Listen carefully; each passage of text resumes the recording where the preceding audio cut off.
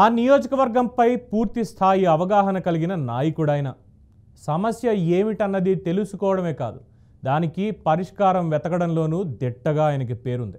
మొదటి నుంచి ఒకే పార్టీలో ఉంటున్న ఆ నాయకుడు 4 సార్లు ఎమ్మెల్యేగా పోటీ చేసి 2 సార్లు గెలిచారు. మరి రామ్మోహన్ రెడ్డి సిట్టింగ్ ఎమ్మెల్యేగా కొనసాగుతున్న పరిగి నియోజకవర్గంలో ప్రస్తుతం ఎలాంటి పరిస్థితులు ఉన్నాయి?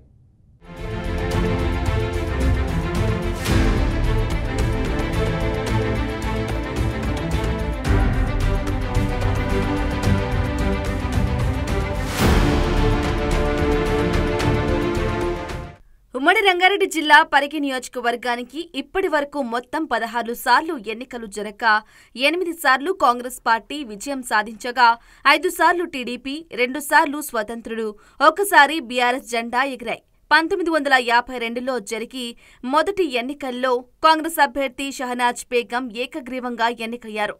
ఇక్కడి నుంచి అందరికంటే ఎక్కువ సార్లు ఎమ్మెల్యేగా గెలిచిన రికార్డు కొప్పుల మహేశ్వరరెడ్డి పేరున ఉంది. 1985 నుండి 2014 వరకు ఆయన మొత్తం 7 సార్లు పోటీ చేసి 5 సార్లు విజయం సాధించారు.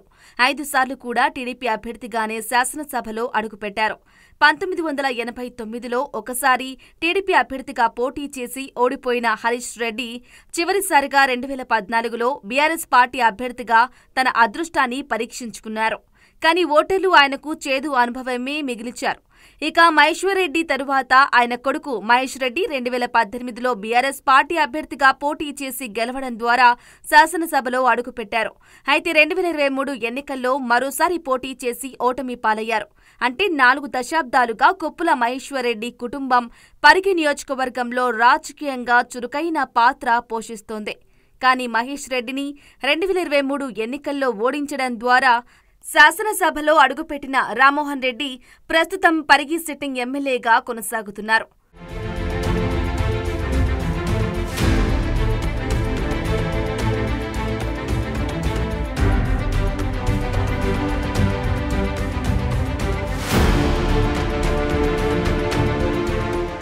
వాస్తవానికి Parigi sitting MLA T Rammohan Reddy మొదటి నుండి కాంగ్రెస్ పార్టీకి చెందిన నాయకుడే. ఆయనకు ముందు ఆయన కుటుంబం కూడా కాంగ్రెస్ పార్టీలోనే కొనసాగింది. విద్యావంతుడైన రామ్మోహన్ రెడ్డి 2004లో క్రియాశీల రాజకీయాల్లోకి అడుగుపెట్టారు. నాటి ఉమ్మడి రాష్ట్రంలో అప్పటి సీఎం వైఎస్ఆర్తో ఏర్పడిన సాన్నిహిత్యం కారణంగా 2009 ఎన్నికల్లో పరిగి కాంగ్రెస్ పార్టీ టికెట్ తెచ్చుకోగలిగారు. టికెట్ సాధించినప్పటికీ రామ్మోహన్ రెడ్డి 2009 నాటి ఎన్నికల్లో విజయం సాధించలేకపోయారు. అయినప్పటికీ పోయిన చోట వెతుక్కోవాలనే సామెతను రుజువు చేస్తూ పరిగి నియోజకవర్గంపై ప్రత్యేక దృష్టి పెట్టారు.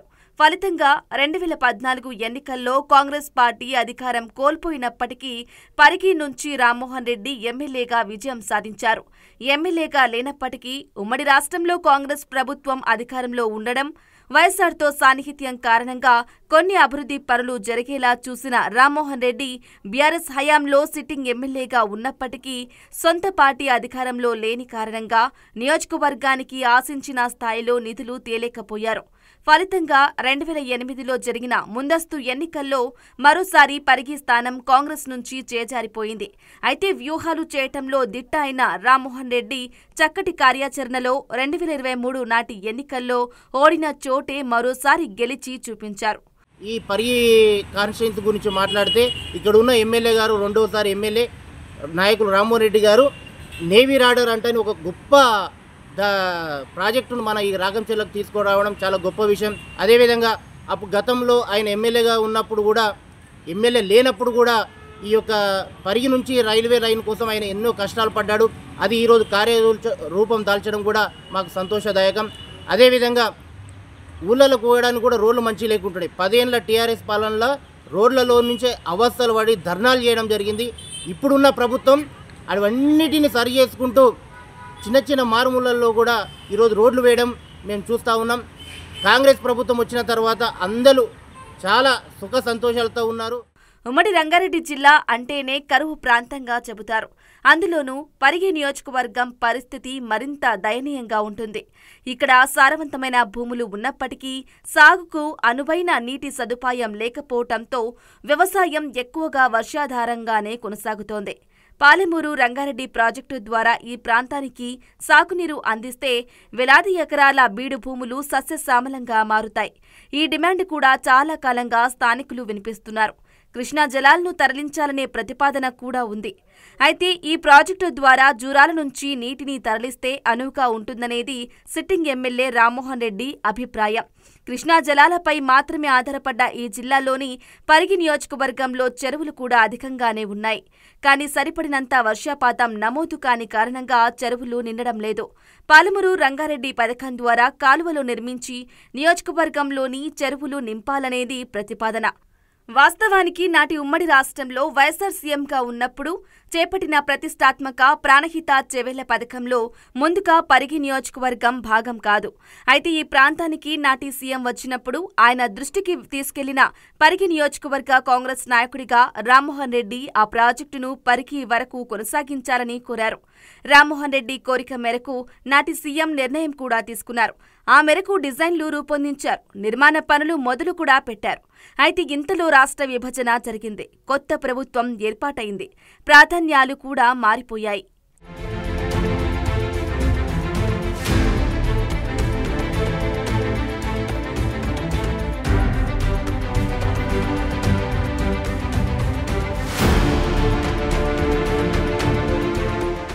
కొప్పుల హరీశ్వర్ రెడ్డి వార్డు స్థాయి నుంచి రాజకీయాలు మొదలుపెట్టి రాష్ట్ర స్థాయి వరకు ఎదిగారు. ఆయన 1972 నుండి 1977 వరకు పరిగి ఉప సర్పంచ్గా, 1977 నుంచి 1983 వరకు సర్పంచ్గా పనిచేశారు.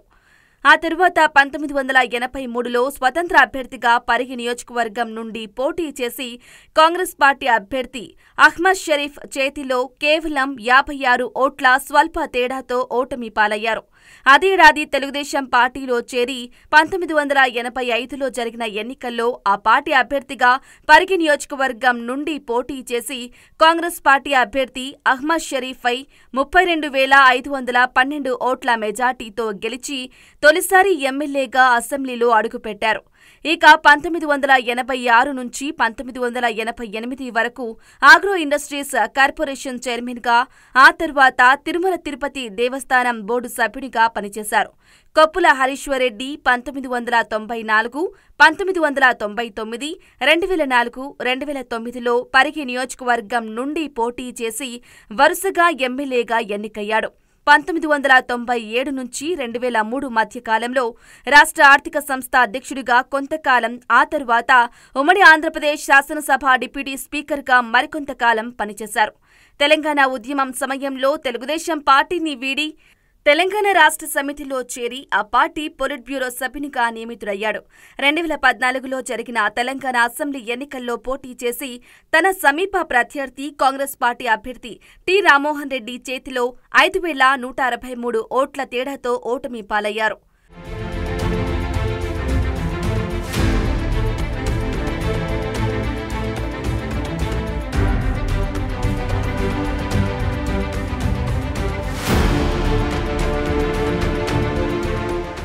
కొప్పుల హరీశ్వర్ రెడ్డి పట్ల స్థానికంగా తెలంగాణ ఉద్యమంలో పనిచేయన్న వ్యతిరేకత ఉండటంతో 2014 ఎన్నికల్లో ఆయన బీఆర్ఎస్ అభ్యర్థిగా పోటీ చేసినప్పటికీ ఓటమి పాలు కాక తప్పలేదు. అదేవిధంగా స్థానిక యువత కొత్త నాయకత్వాన్ని కోరుకోవటం కూడా ఆయన ఓటమికి మరో కారణం. అంతేకాదు కొప్పులపై అప్పట్లో భూకబ్జా ఆరోపణలు కూడా వచ్చాయి. హరీశ్వర్ రెడ్డిపై భూకబ్జా ఆరోపణలు చేస్తూ పుస్తకాలు ముద్రించి ప్రచారం చేయటంతో ప్రజల నుంచి మరింత వ్యతిరేకత వచ్చింది. ఇవి మాత్రమే కాకుండా అప్పటిదాకా టీడీపీలోనే కొనసాగిన కొప్పుల హరీశ్వర్ రెడ్డితో పాటు తాండూరు నియోజకవర్గానికి చెందిన పట్నం మహేందర్ రెడ్డి కూడా బీఆర్ఎస్లో చేరడం, మహేశ్వర్ రెడ్డి గెలిస్తే మంత్రి అవుతారని భావించి ఆయనకు వ్యతిరేకంగా పరిగి నియోజకవర్గంలో తన వంతు పాత్ర పోషించారు. 2014 ఎన్నికల్లో నాటి కాంగ్రెస్ అభ్యర్థికి లోపాయికారిగా సహకరించినట్లు ప్రచారం జరిగింది. దీంతో మహేశ్వర్ రెడ్డి ఓటమి, రామ్మోహన్ రెడ్డి గెలుపు సాధ్యమయ్యాయి. పరిగి ఎమ్మెల్యేగా గెలిచిన తరువాత రామ్మోహన్ రెడ్డి పెద్దగా అభివృద్ధిపై దృష్టి పెట్టకపోవడంతో 2018 నాటి ఎన్నికల్లో మళ్లీ ఓటమి పాలయ్యారు. హరీశ్వర్ రెడ్డి కొడుకు మహేష్ రెడ్డి ఎమ్మెల్యేగా విజయం సాధించారు. నియోజకవర్గంలో తండ్రి తరువాత తిరిగి పట్టు సాధించారు.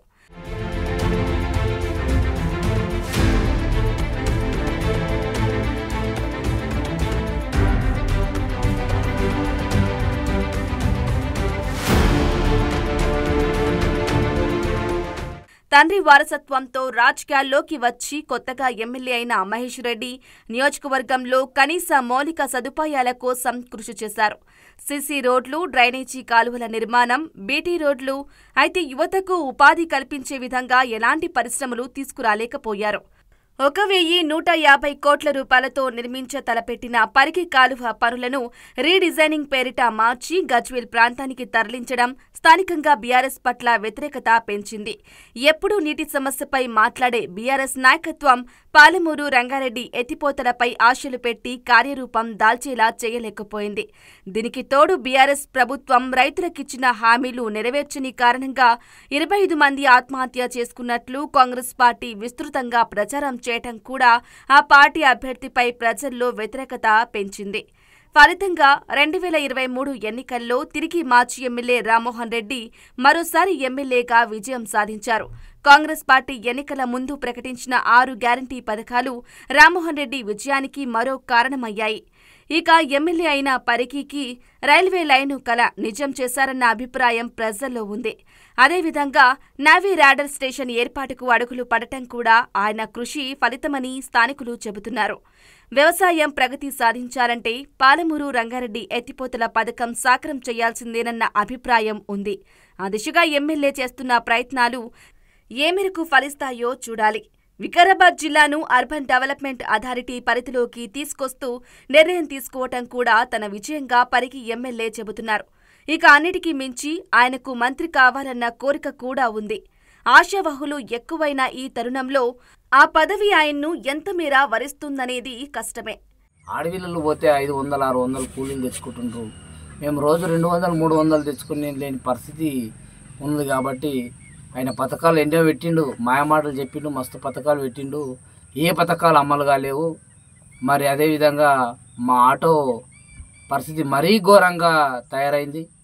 మేము బతకలేని పరిస్థితులు, రూమ్ కిరాయిలు కట్టుకోవడానికి కూడా చాలా ఇబ్బందికరంగా ఉంది. ఒక రోజు 200కు మించి ఎక్కువ డబ్బులు సంపాదించలేకపోతున్నాం. ఈ కాంగ్రెస్ ప్రభుత్వం వచ్చి ఒక బస్సు కూడా చేసిండ్రు. అది కొట్టుకసావనికే ఉన్నది. ఆడవిళ్ళకు 6 గ్యారెంటీలు అన్నారు. 6 గ్యారెంటీలలో ఆ బస్సు కొట్టి పెట్టిండ్రు. అది మహిళలకు ఏలేని ఇబ్బంది అవుతున్నది. ఒకటి అది రుణమాఫీ అన్నాడు. రుణమాఫీ శారణ తీలకు గేలాడు.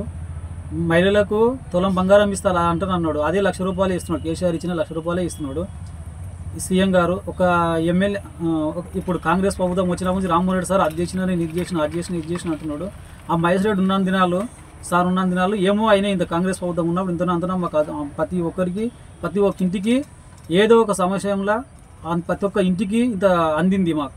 ఈ కాంగ్రెస్ ప్రభుత్వం వచ్చినప్పటి నుంచి ఇప్పటి వరకు ఏది ఒక్కరింటికి ఏం రాలేదు. ఒక రైతు బంధు రాలేదు. దళిత బంధు అంటున్నాను చెప్పింది ఇస్తామని ఆయన ఇప్పటి వరకు ఇస్తలేడు. ఇక్కడ ఉన్నటువంటి స్థానిక ఎమ్మెల్యే ఇక్కడ చేసినటువంటి డెవలప్మెంట్లు ఏంటి, దానికి రచించిన ప్రణాళికలు ఏంటి, ఇప్పటి వరకు వాళ్ళు చెప్పిన ఏ ఒక్క వాగ్దానమైనా లోకల్గా ఒక్కటన్నా చేసిర్రా? మన పరిస్థితులు చూడండి. ఇప్పటి వరకు కూడా రోడ్లు ఎక్కడ కూడా మంచిగా లేవు. వర్షం వస్తే పరిగివాగు, వికారాబాద్ రోడ్లు ఉన్నటువంటి పరిగివాగు నిండిపోతే మనం మళ్ళా వికారాబాద్కు కట్ అయిపోతుంది. ఇలాగే చూసుకుంటూ పోతే మన కడుమూరు ప్రాంతంలో ఇప్పటికి కూడా వాగులోంచే బండ్లు పోవాలా, అక్కడ కూడా వంతెన లేదు. రంగారెడ్డిపల్లి నుంచి రోడ్ వేస్తామన్నారు, పరిగి వరకు ఆ రోడ్డు కూడా ఇప్పటి వరకు వేసిన పాపాన పోలేదు. దానికి కనీసం ప్రణాళిక చేసింది లేదు. అంగడిచిట్టంపల్లి నుంచి ఇక్కడ కంకల్ వరకు ఆ రోడ్ వేస్తామన్నారు, ఆ రోడ్డుకు కూడా కనీసం ప్రణాళిక చేసింది లేదు. ఎవరన్నా ఒకరు మాట్లాడితే వాళ్ళని బెదిరించాలా, వాళ్ళని భయపెట్టాలా, వాళ్ళని నోరు ముప్పించే ప్రణాళికలు చేస్తారు, కానీ ఎక్కడ కూడా వీళ్ళు చేస్తలేరు. ఒక సంవత్సరం అయిందని కాంగ్రెస్ వాళ్ళు మొత్తం పండుగలు చేసుకుంటున్న ఊరూరా ప్రజాపాలన అని చెప్పి ఏమీ రైతు బంధు లేదు, రైతు భరోసా లేదు. ఒక కరెంటు పెట్టి చచ్చిపోయినా కానీ ఎవరికి 5 లక్షలు ఇచ్చిన పాపన పోలేరు కాంగ్రెస్ వాళ్ళు. రేవంత్ రెడ్డి నేను అది ఇస్తా ఇది ఇస్తా అంటే 6 గ్యారెంటీలు అన్నారు. 6 గ్యారెంటీ లేదు, 50 గ్యారెంటీ లేదు. పొద్దుమికి 5 గంటలకు బస్ స్టాండ్ కాడ పోయి రేవంత్ రెడ్డి నిలబడమని ఒకసారి నిలబడితే తెలుస్తుంది ప్రజల పాలన ఎట్లున్నదో, ప్రజల గురించి ఎట్లున్నదో. మొత్తం బస్సులో కొట్టుకొని వస్తున్నారు ఆడవిళ్ళు మొత్తం. ఏమి ఇచ్చిండు? ఒక బస్సు మొత్తం ఫ్రీ అన్నాడు. బస్సు ఒకటే ఇస్తున్నాడు, వేరేది ఏమి ఇవ్వలేడు.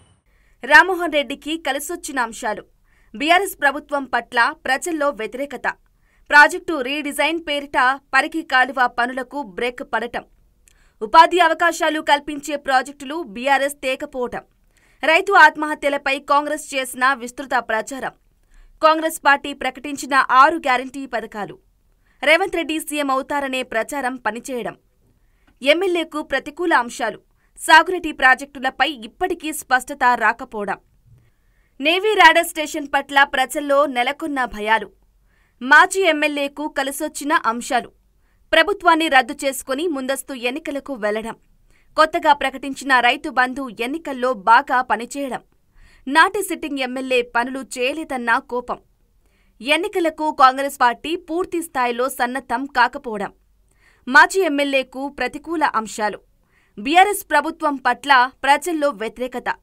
ప్రాజెక్టు రీడిజైన్ పేరిట పరిగి కాలువ పనులకు బ్రేక్ పడటం, ఉపాధి అవకాశాలు కల్పించే ప్రాజెక్టులు బీఆర్ఎస్ తేకపోవటం, రైతు ఆత్మహత్యలపై కాంగ్రెస్ చేసిన విస్తృత ప్రచారం, కాంగ్రెస్ పార్టీ ప్రకటించిన 6 గ్యారంటీ పథకాలు.